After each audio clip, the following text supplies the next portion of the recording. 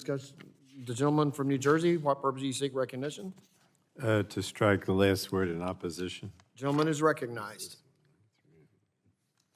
Mr. Chairman, right now in the Senate, and you know I'm usually critical of them, hundreds of members of our military are being blocked from moving up in rank, and for the first time since 1859, the Marine Corps is without a confirmed leader due to a hold from just one senator.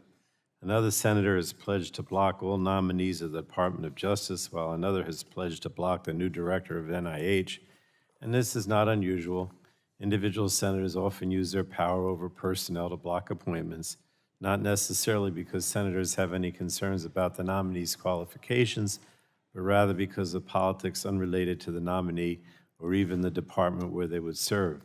So this legislation would immediately put the director of the Centers for Disease Control and Prevention in the middle of this political morass of the United States Senate.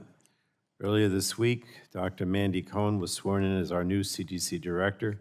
If this legislation were to go into effect, she would immediately be removed from that position and placed in acting status while the Senate stalled on her nomination.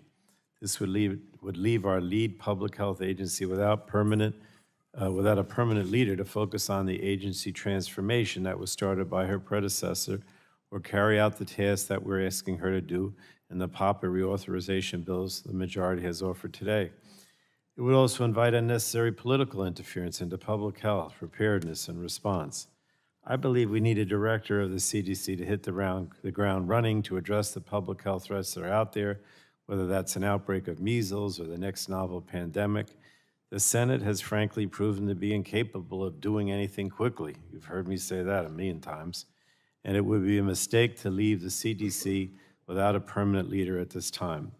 Once again, politics are driving the GOP agenda on public health, and once again, we should reject this attempt because I do think it undermines the CDC. So I urge my colleagues to oppose this legislation, and I yield back. The gentleman yields back. Anyone else seek